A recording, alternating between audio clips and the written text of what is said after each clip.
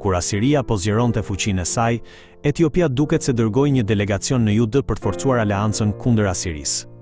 Megjithatë, Isaia nuk i drejton sytë e popullit te zhvillimet politike ndërkombëtare, por te Perëndia, i cili vepron në heshtje.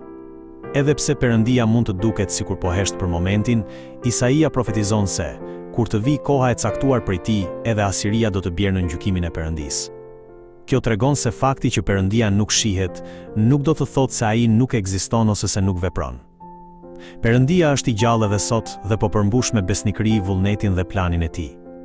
Ashtu si dielli përvëluesi mes ditës, pa bërë zhurmë, pjek frutat, edhe Perëndia e çon përpara historinë në mënyrë të qetë, por të sigurt. Prandaj, fakti që njeriu mëkaton dhe nuk shef menjëherë pasoja nuk do të thotë se Perëndia nuk ekziston ose nuk vepron. Perëndia tregohet i durueshëm dhe u jep njerëzve mundësi për pendim, por kur të vi koha e caktuar prej tij, ai do të vendosë me siguri drejtësinë dhe do të sjellë gjykimin. Prandaj, ne duhet të jetojmë duke mos u udhëhequr nga realiteti që shohim me sytë tanë, por duke i besuar Perëndisë që sundon historinë dhe vepron në kohën e tij. Isaia profetizon se Perëndia do ta përçajë shoqërinë egjiptiane duke thënë: do t'i nxjisë egjiptasit njëri kundër tjetrit, secili do të luftojë kundër vëllait të vet dhe secili kundër të afërmit të tij, qyteti kundër qytetit, mbretëria kundër mbretërisë. Bashkimi i shoqërisë do të shembet dhe konfliktet e brendshme e kaosit do të bëhen mjeti i gjykimit të Perëndisë. Por problemi më i madh është se, edhe në mes të këtij gjykimi, Egjipti nuk kthehet te Perëndia.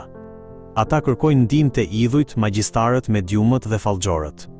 Sa më shumë që mbështeten në gjëra të tjera përveç Perëndisë, aq më keq bëhet gjendja e tyre.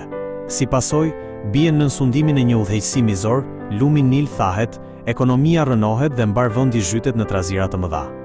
Ata shpresojnë se njerëzit e tyre të urtë do të gjejnë një zgjidhje, por përpara gjykimit të Perëndisë, urtësia njerëzore është krejtësisht e pafuqishme. Të gjitha këto janë rezultati i gjykimit të Perëndisë mbi Egjiptin. Prandaj, në kohë krize është e kotë të mbështetemi te njerëzit ose te mënyrat e kësaj bote. Zgjidhja e vërtet qëndron në kthimin tek Perëndia dhe në mbështetjen vetëm tek ai. Bashkimi me Perëndinë në situata krize është mënyra për t'i shpëtuar krizës.